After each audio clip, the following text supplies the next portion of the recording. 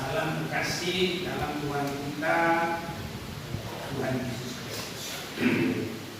Bagi kita semua, baik yang ada di sini, baik juga yang mengikuti ibadah ini, dimanapun berada, sepanjang bisa dijangkau oleh saluran internet.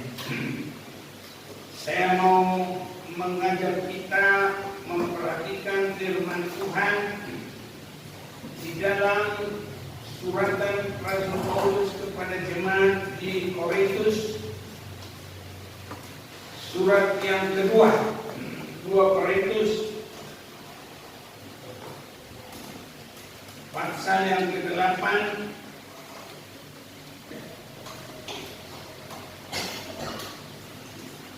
ayat yang ke-9. Karena kamu telah mengenal kasih karunia Tuhan kita Yesus Kristus, bahwa Ia yang oleh karena kamu menjadi miskin, sekalipun Ia kaya, supaya kamu menjadi kaya oleh karena kemiskinannya. Sebaiknya surat kita yang ada kita mau baca, dan saudara-saudara yang di rumah juga kalau sudah siap Alkitabnya, kita baca 2 Korintus 8 ayat 9, 1, 2, 3. Karena kamu telah mengenal kasih karunia Tuhan kita Yesus Kristus, bahwa Ia yang oleh karena kamu menjadi miskin, sekalipun Ia kaya, supaya kamu menjadi kaya oleh karena kemiskinannya. Saudara-saudaraku, kaya, Tuhan ingin kita semua memiliki kekayaan, tetapi bukan yang terutama kekayaan dunia, tapi adalah kekayaan surga. Sebabnya kita sudah sering membaca dalam Lukas pasal 12 ayat yang ke-21 menegaskan kekayaan kita adalah kekayaan di hadapan Allah. Lukas 12 ayat 21, demikianlah jadinya dengan orang yang mengumpulkan harta bagi dirinya sendiri, jikalau ia tidak kaya di hadapan Allah. Jadi apa yang disampaikan Rasul Paulus adalah supaya kita kaya di hadapan Allah. Inilah yang dikerjakan oleh Yesus Kristus supaya kita kaya di hadapan Allah. Dan Tuhan menginginkan kita semua kaya, karena nanti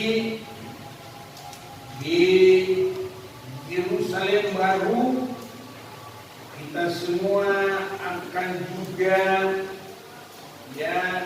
tidak kehilangan kekayaan itu. Dan kalau kita baca di dalam Wahyu pasal yang ke-22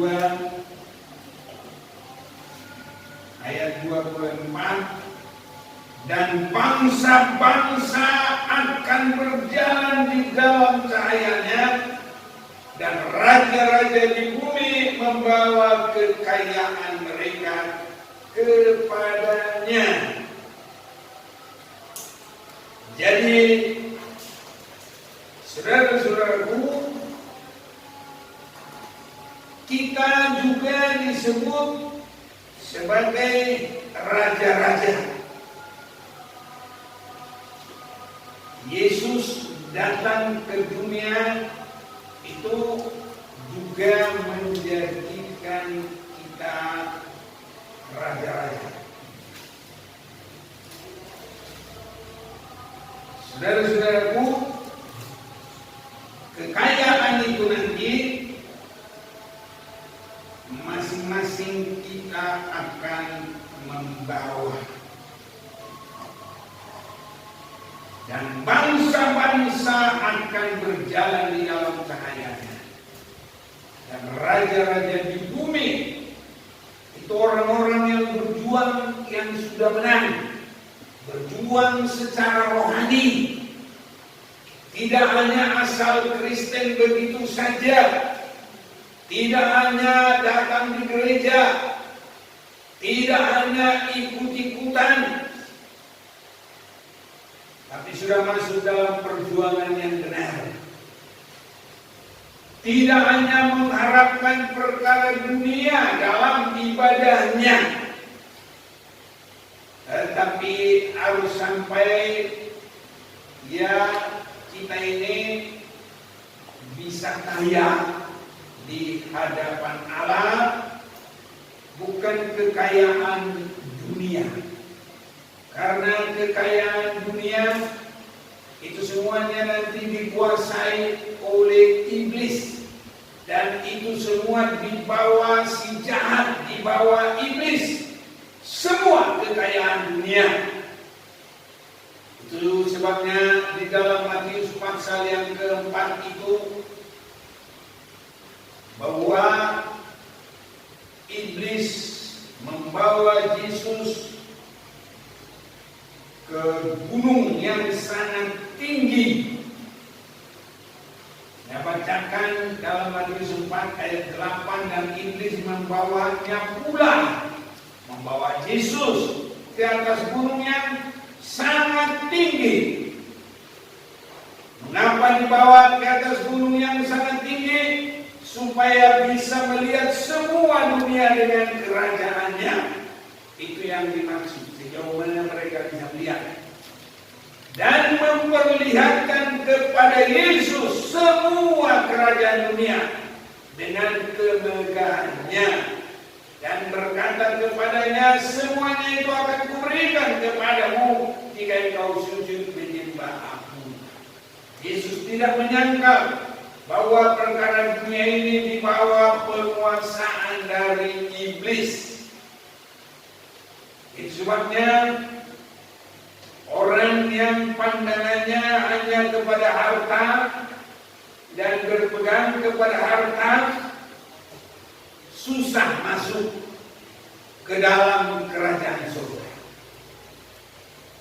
Itu sebabnya lebih mudah gajah masuk ke lubang jarum daripada orang kaya masuk di dalam kerajaan Allah. Jadi kekayaan dunia dengan kaya di hadapan Allah adalah berbeda. Dan kalau kita kaya di hadapan Allah, maka kekayaan itu nanti akan tetap mengikuti kita, dan kita akan bawa sampai di Yerusalem baru. Kalau kita memiliki kekayaan, saya ulang Wahyu 21 ayat yang ke-24, dan bangsa-bangsa akan berjalan di dalam cahayanya, dan raja-raja di bumi membawa kekayaan mereka kepadanya. Jadi ini bukan kekayaan dunia, tapi kekayaan surga kita akan bawa, dan tetap kita memilikinya. Itu sebabnya saudara-saudaraku, kita akan bisa semakin memperhatikan bahwa kekayaan dunia itu bisa dimakan nyengat itu bisa habis, tetapi kekayaan surga itu tidak akan habis dan tidak rusak. Kekayaan dunia itu bisa dimakan karat dan dicuri pencuri. Tapi kekayaan surga, kalau kita memiliki kekayaan surga, tidak bisa ada yang curi dan tidak ada yang merusak karat, mengat, tidak bisa.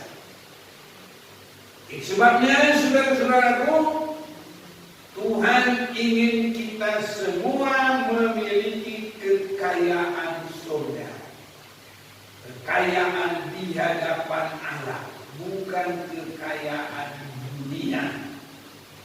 Namun kalau kita sudah mendapat kerajaan surga dengan kebenarannya, bukan berarti kita tidak bisa menikmati dunia.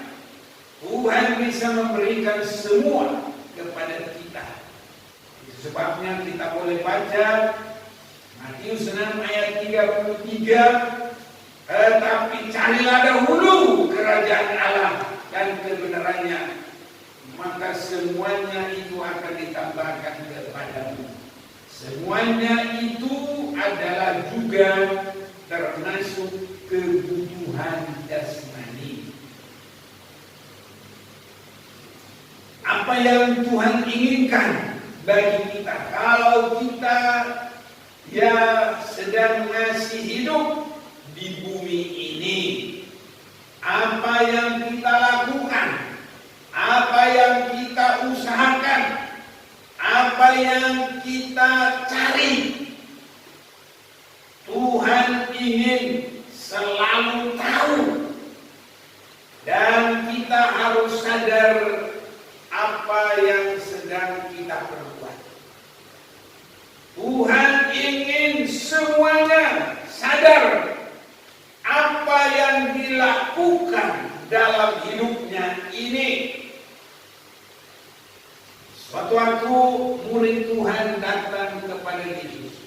Mari kita baca Yohanes pasal yang pertama. Yohanes pasal yang pertama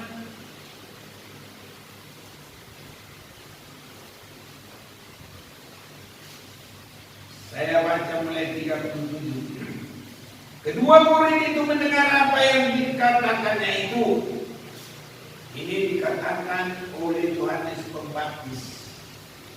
Lalu mereka pergi mengikut Yesus. Tapi Yesus menoleh ke belakang. Ia melihat bahwa mereka mengikut dia. Lalu berkata, ini Yesus. Yesus lalu berkata kepada mereka, apakah yang kamu cari? Jadi Tuhan ingin tahu, semua orang datang kepadanya cari apa? Artinya orang beribadah, orang berdoa, orang melayani. Nah, kedatangannya beribadah itu cari apa? Harus jelas, saudara-saudaraku yang kekasih. Karena kalau tidak jelas, biarpun dia sudah rasul Tuhan, seperti Judas, selalu dalam hatinya itu uang, uang, uang, uang. Mengikut Yesus, pikirannya uang.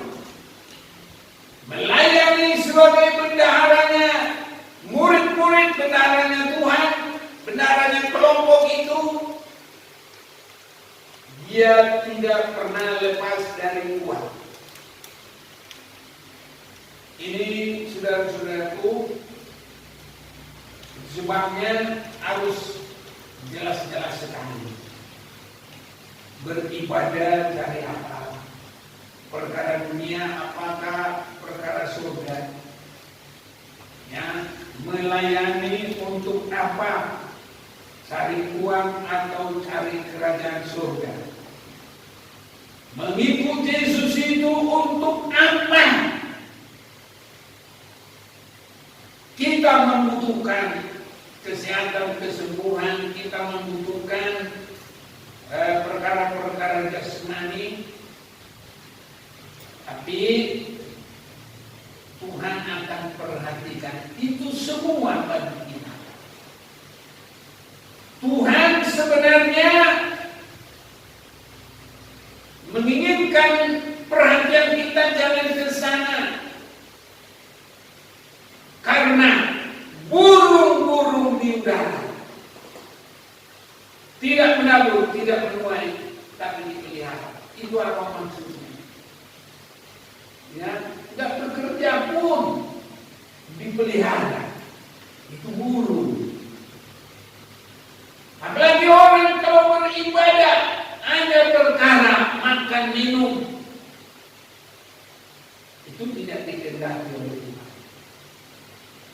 Walaupun baik kalau kita berdoa atas segala masalah kita, namun kalau kita benar beribadah tanpa kita minta, di dalam kitab Keluaran, saya mau ajak kita membaca kitab Keluaran pasal yang ke-23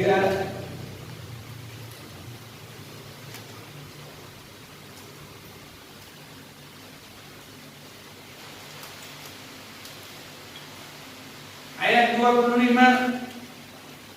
Tetapi kamu harus beribadah kepada Tuhan Allahmu, maka Ia akan memberkati roti makananmu dan air minumanmu, dan Aku akan menjauhkan penyakit dari tengah-tengahmu. Jadi sebenarnya di sini Tuhan sudah berjanji kalau benar-benar beribadah. Jadi kalau kita beribadah, kita masih minta lagi,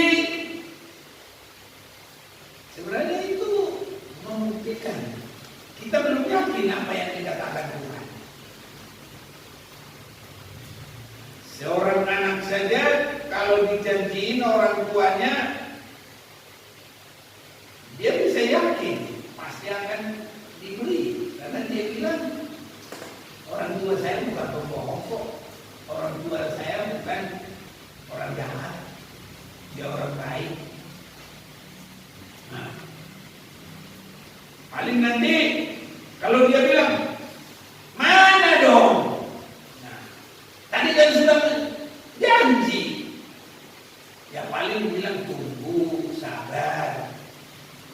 Jadi tetap ya sabar itu sebenarnya kalau diminta pun sebetulnya nggak ada artinya.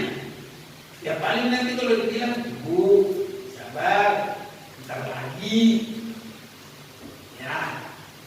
Tapi orang tua yang baik itu pasti mengerti, apalagi Tuhan, saudara.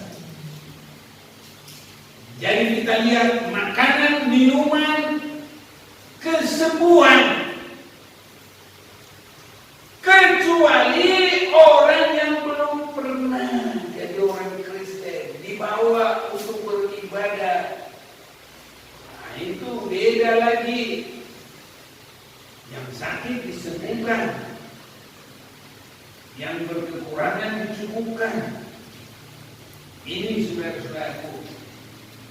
Tapi kalau kita sungguh-sungguh beribadah, pemeliharaan itu pasti ada, saudara. Jadi kalau tidak terpelihara yang kita perhatikan, sudah benar tak ibadah saya. Itu jadi kontrol, saudara. Bukan harus Tuhan berikan makanan kami, tidak harus begitu lagi, saudara. Kalau sudah yakin. Sebabnya dalam Matius pasal yang ke-6 ini, kalau kita boleh baca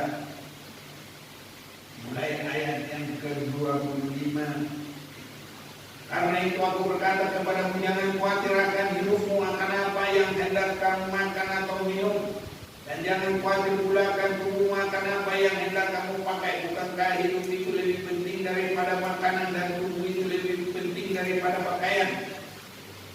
Pandanglah burung-burung di langit yang tidak menabur dan tidak menuai dan tidak mengumpulkan bekal dalam lumbung, namun diberi makan oleh Bapamu yang di surga. Bukankah kamu jauh melebihi burung-burung itu?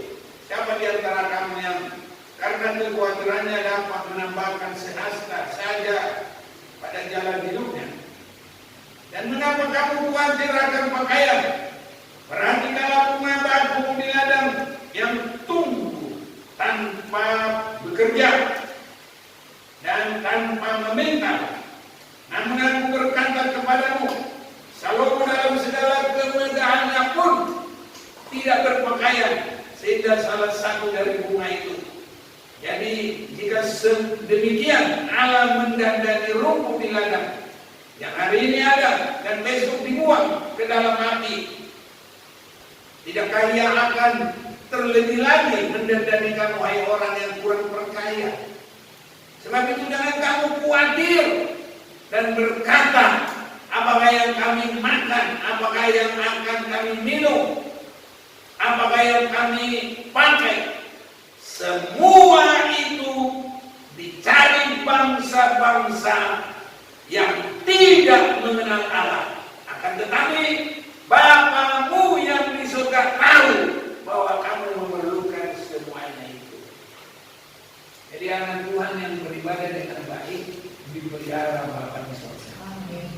Semua yang kita makan, yang kita minum, yang kita pakai, Dia tahu dan Dia sediakan itu. Tapi carilah kerajaan surga dengan kebenarannya, maka semua akan ditambahkan kepadamu. Saudaraku, di dalam kerajaan surga Allah menginginkan kita sampai kaya di dalam kerajaan surga. Kedatangan Yesus meninggalkan surga, meninggalkan tahtanya, meninggalkan kealahannya. Dia datang jadi miskin. Itu jaminan biar kita menjadi kaya.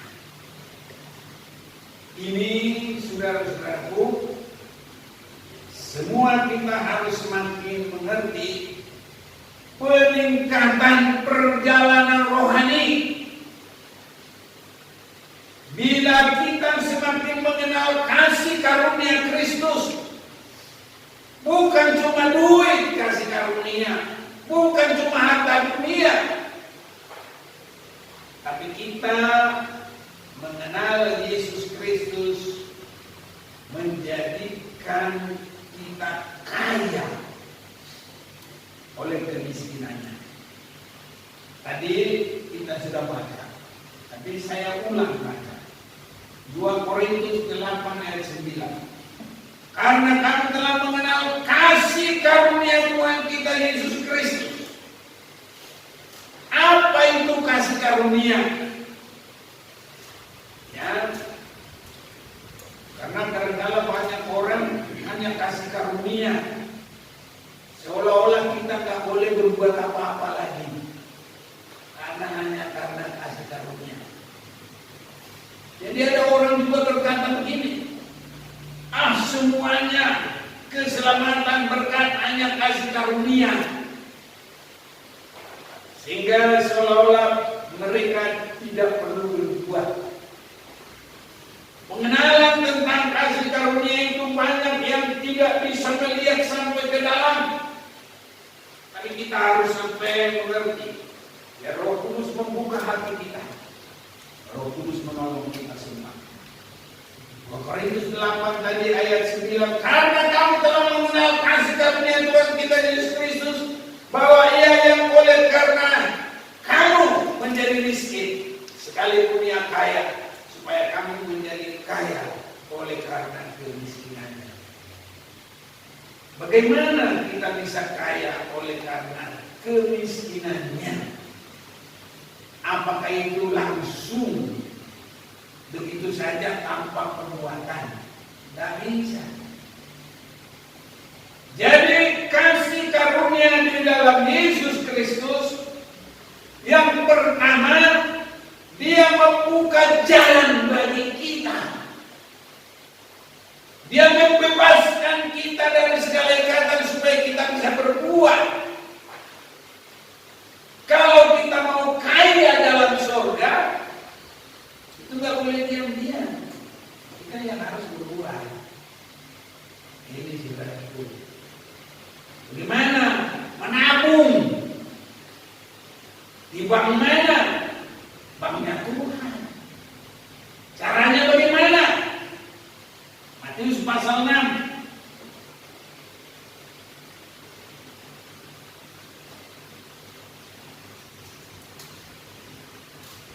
Mari kita baca. Mulai 19.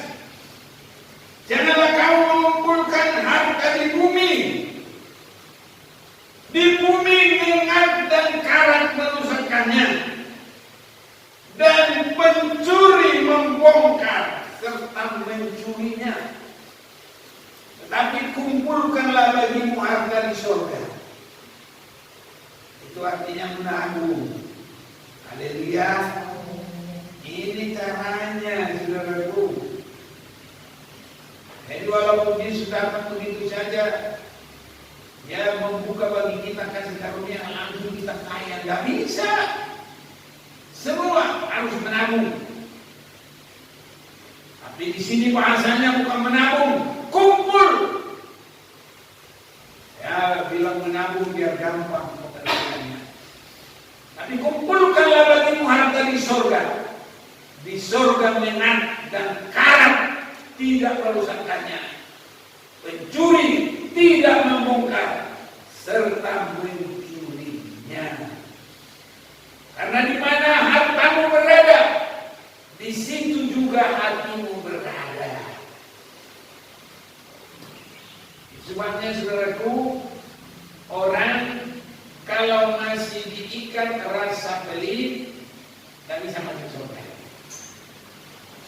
Nah, ini karena di mana hatinya, ya di situ hartanya. Tidak bisa kemana-mana. Sebabnya saudaraku, saya sampaikan tadi, orang yang pelit tidak boleh masuk surga.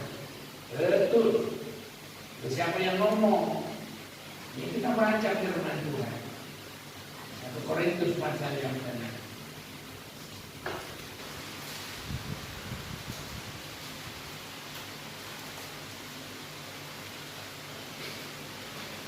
Satu Korintus pasal yang ke-6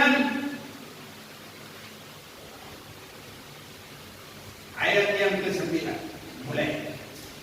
Atau tidak tahukah kamu bahwa orang-orang yang tidak adil tidak akan mendapat bagian dalam kerajaan Allah?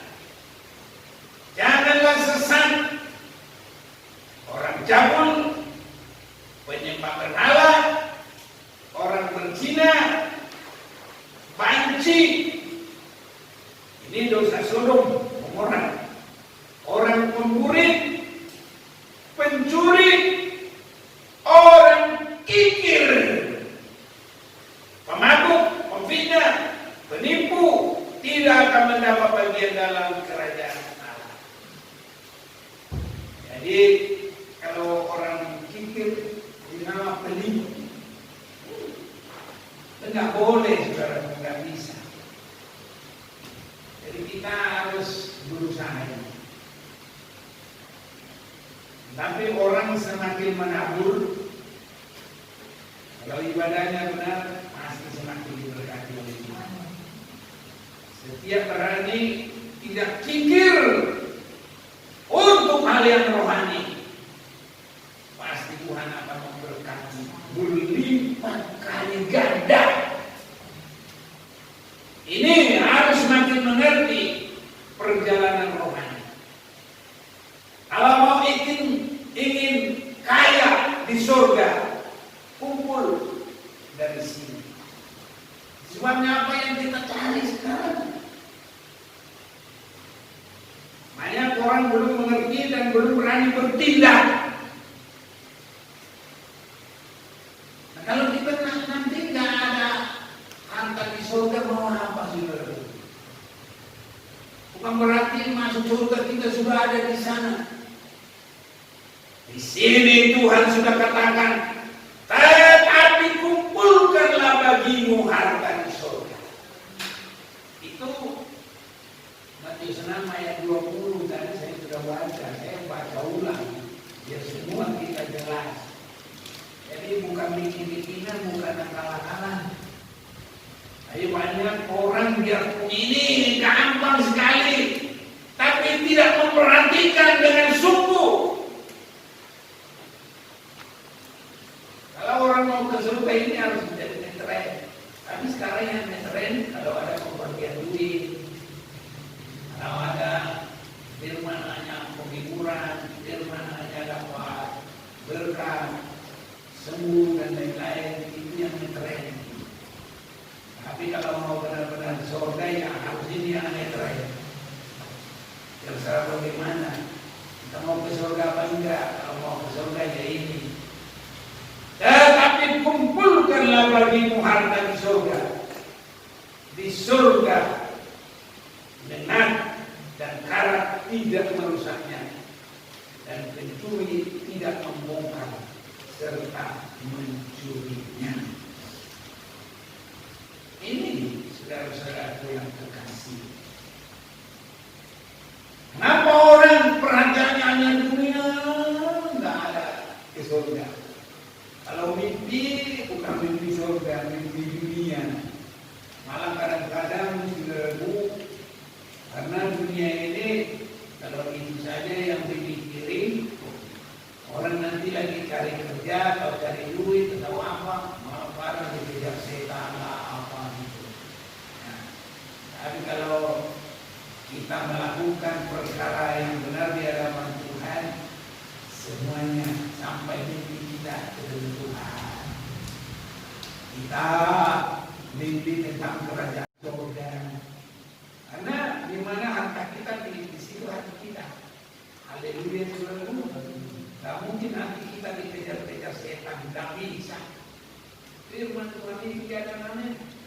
Tapi seringkali belum benar-benar terbuka, belum benar-benar dimengerti orang.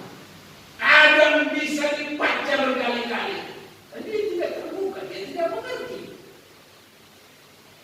Sebabnya tidak boleh pikir dan harus sampai berani ya untuk mengumpul harta di surga. Itu persembahan, saudara-saudara. Ya. Jadi persembahan kita dikaitkan dengan bagaimana Yesus. Saya ajak kita ulang memperhatikan 2 Korintus 8 ayat 9. Karena kami telah mengenal kasih karunia Tuhan kita Yesus Kristus, bahwa Ia yang oleh karena kamu menjadi miskin. Jadi kalau sering Yohanes 3 ayat 16, karena demikianlah Allah mengasihi dunia ini sehingga dikaruniakannya anaknya yang satu-satunya, anaknya yang tunggal, supaya barang siapa yang percaya kepadanya tidak binasa, melainkan beroleh hidup yang kekal. Jadi Yesus meninggalkan semua. Yesus berani miskin, saudara. Kalau Yesus saja bisa begitu, itu jalan itu pasti tidak sah. Orang yang mengikut Yesus pasti benar dan pasti diberkati oleh Allah. Kalau Yesus rela menjadi miskin, meninggalkan semuanya. Makanya jangan khawatir, kumpul harta di sorga. Yesus saja saudaraku itu jadi teladan, itu jadi ukuran, itu jadi fondasi.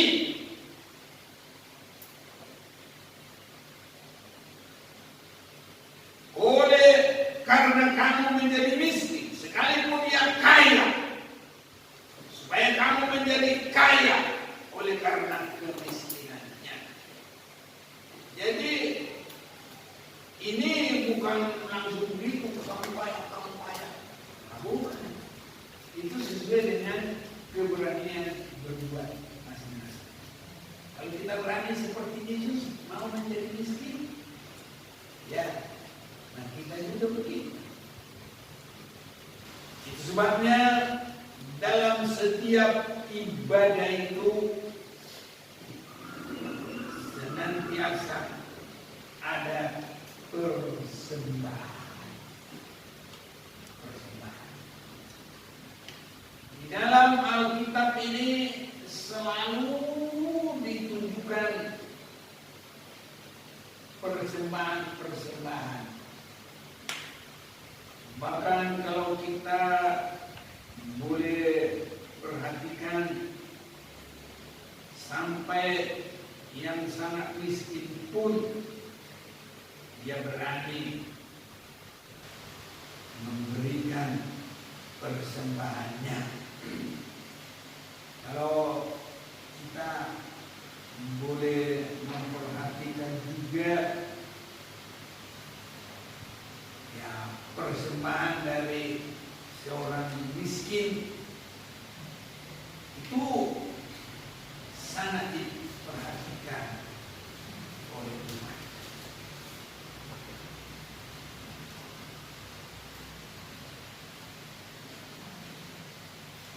Matius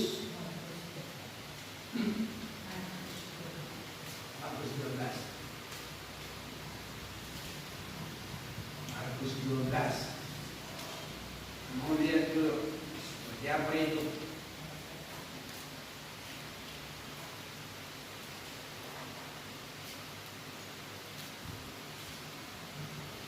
Markus pasal yang ke-12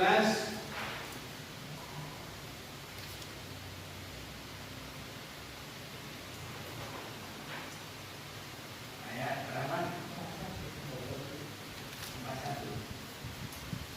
Ada suatu kali Yesus duduk menghadap peti persembahan. Nah, ini Markus 12 ayat 41.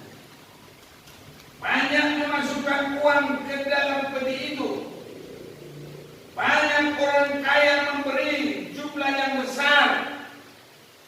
Lalu datanglah seorang janda yang miskin, dan dia memasukkan 2 peser, yaitu 1 wit. Maka dipanggilnya murid-muridnya dan berkata kepada mereka, "Aku berkata kepadamu, sesungguhnya janda miskin ini memberi lebih banyak daripada semua orang yang memasukkan uang ke dalam peti persembahan.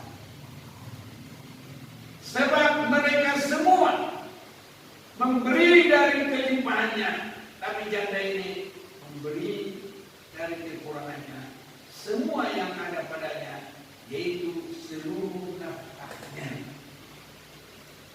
Saudara-saudaraku,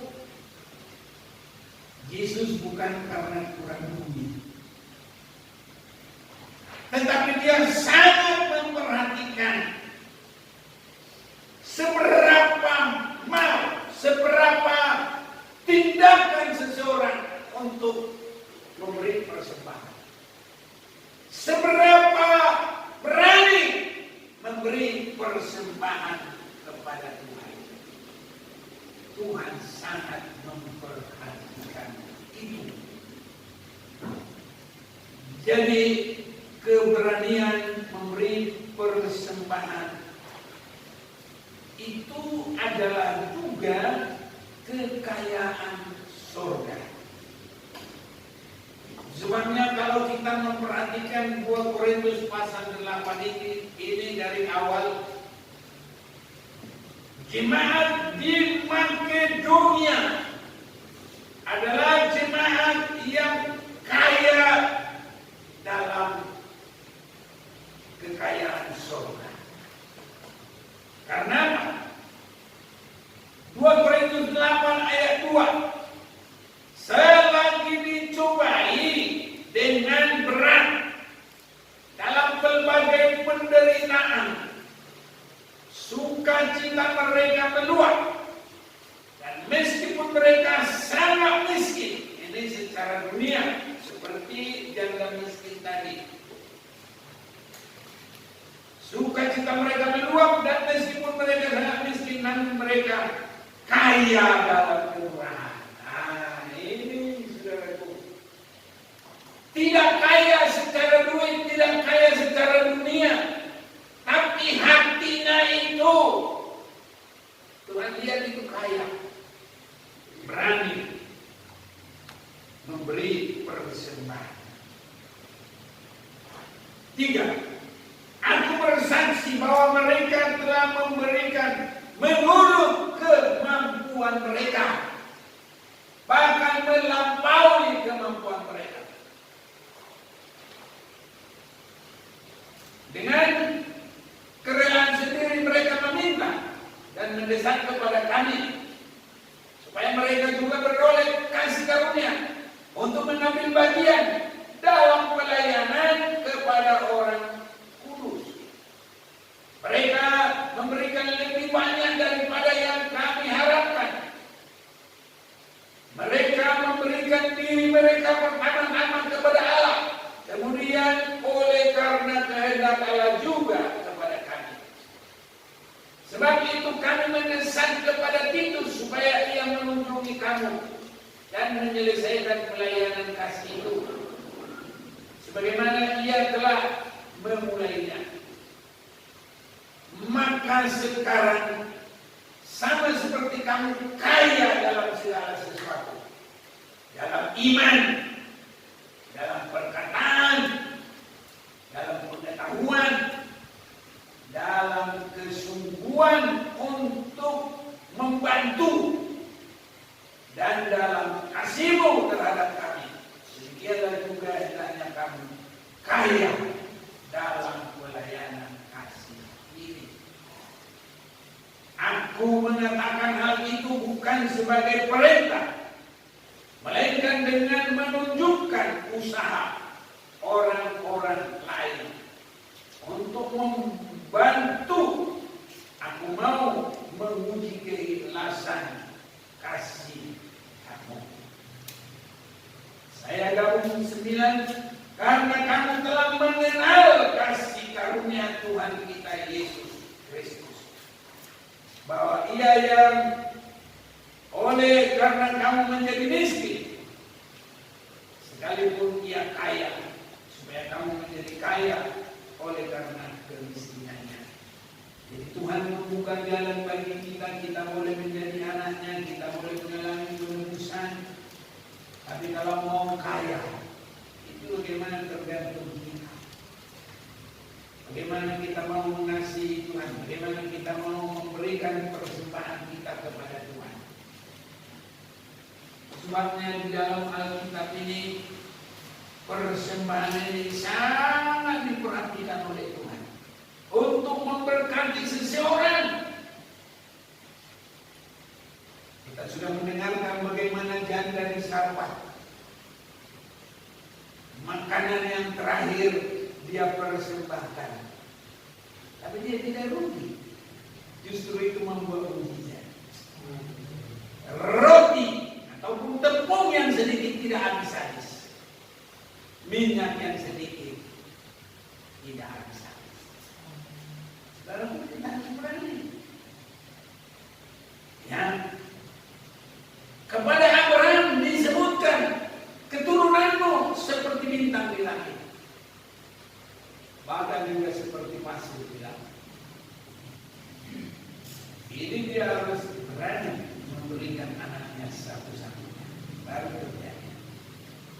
Kita sudah sering membaca di dalam Kejadian pasal yang ke-22. Tapi Jadi ada baiknya tetap kita akan baca Kejadian pasal 22.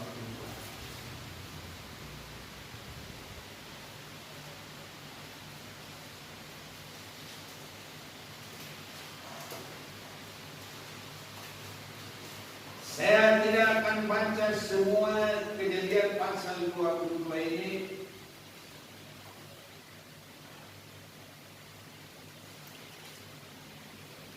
Saya baca mulai 9. Sampailah mereka ke tempat yang dikatakan Allah kepadanya, lalu Abraham mendirikan mezbah di situ. Disusunnya kain diikatnya Ishak. Ini saudara kepadanya diikat. Ishak diikat. Diikatnya Ishak anaknya itu dan diletakkannya di mezbah itu di atas kayu api. Sesudah itu Abraham mengulurkan tangannya untuk mengambil pisau untuk menyembelih anaknya. Berani saudaraku, karena firman Tuhan. Tapi berserulah malaikat Tuhan dari langit kepadanya. Abraham, sahutnya, ya Tuhan. Lalu ia berfirman, jangan bunuh anak itu dan jangan kau apa-apakan dia. Sebab telah ku ketahui sekarang bahwa engkau takut akan Allah dan engkau tidak segan-segan untuk menyerahkan anakmu yang tunggal kepadamu. Jadi Tuhan harus sampai melihat hati kita. Berani saudara melakukan itu. Tuhan ingin melihat dalam kita bukan ada roh pikir. Karena orang yang pikir tidak boleh masuk.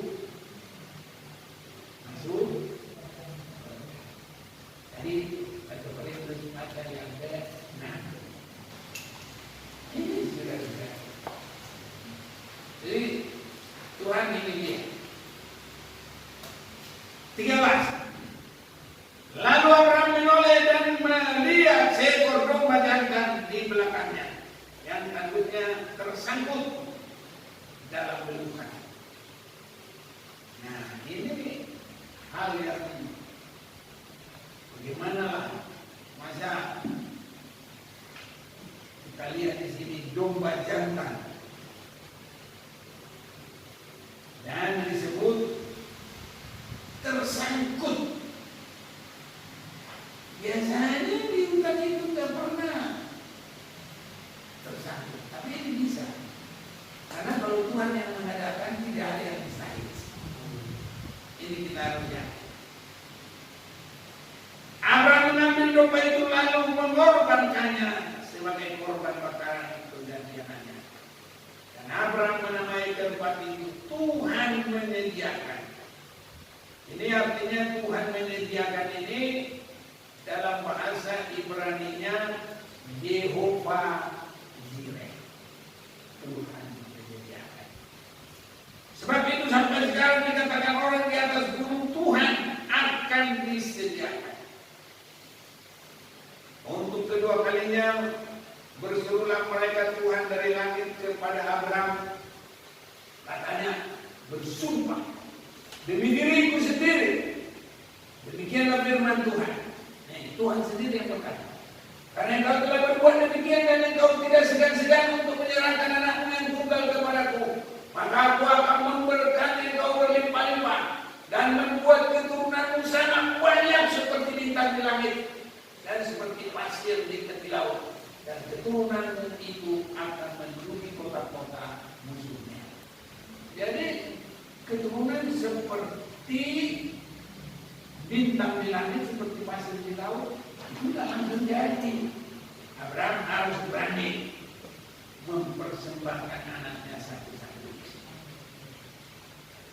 Jadi segala berkat itu tidak bakal langsung begitu terjadi, saudara. Kita semua harus semakin berani menjadi pelaku firman. Tapi kalau kita berani pelaku firman, pasti melihat mujizat yang luar biasa. Kita semua seberapapun orang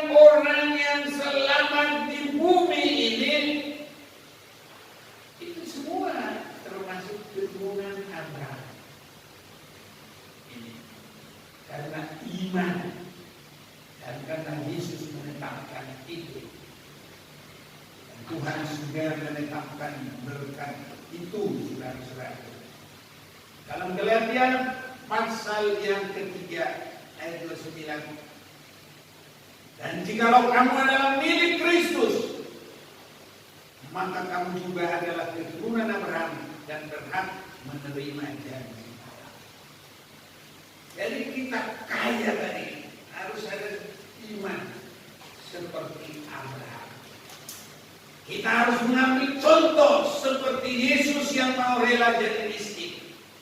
Abraham berani memberi persembahan yang tidak tanggung-tanggung, melebihi dari segala-galanya. Tetapi itu menjadikan semua orang yang selamat ini itu juga masuk dalam kekayaan karena penurutan Abraham. Haleluya, saudara. Semua orang yang selamat itu disebut anaknya Abraham, termasuk kita ini. Tidak ada yang lain.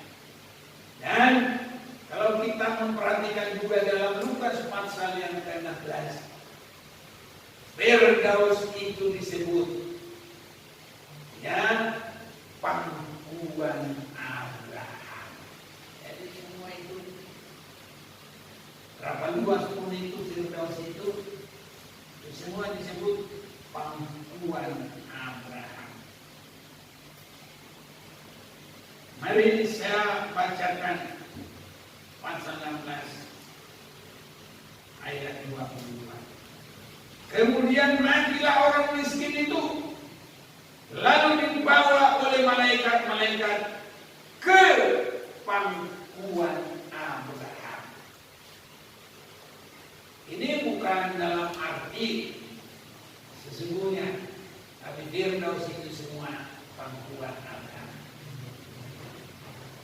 Seberapapun nanti orang yang masuk Firdaus itu semua disebut di pangkuan Abraham. Dari mana itu terjadi?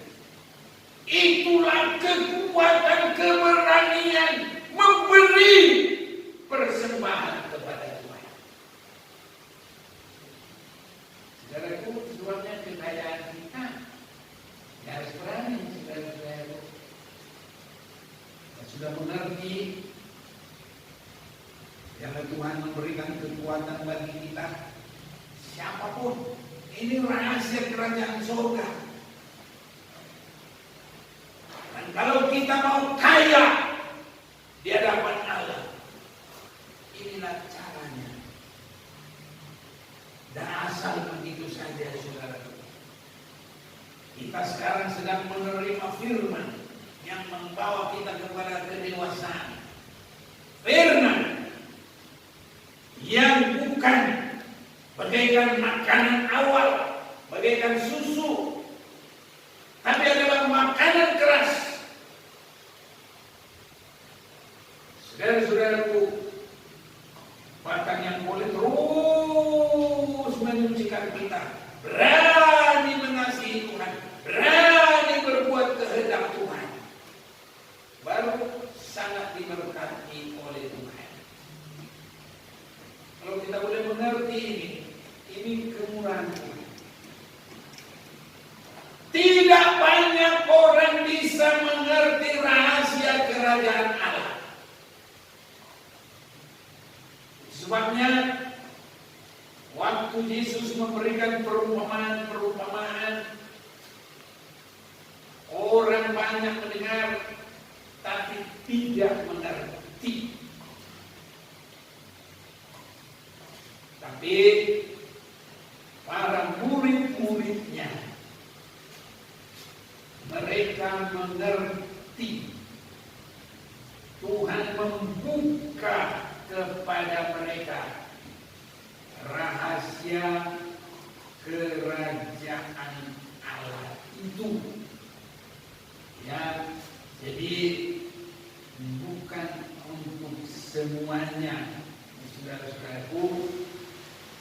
Kerajaan Allah itu diberitahu, tapi hanya kepada murid-muridnya. Kalau kita baca Matius 13 saja, yang muda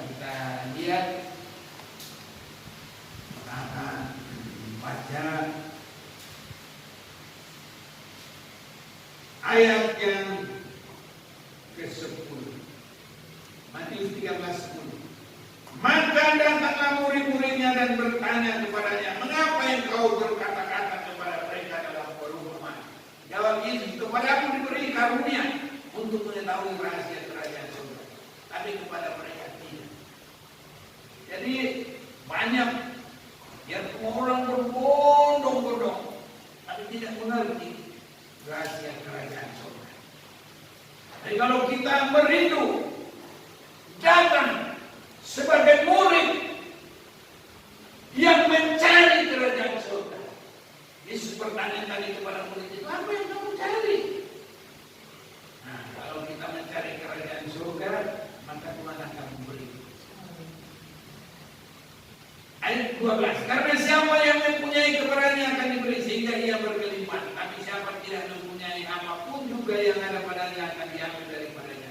Itulah sebabnya aku berkata kata dalam perumpamaan kepada mereka, karena sekalipun melihat mereka tidak melihat, sekalipun mendengar mereka tidak mendengar dan tidak mengerti.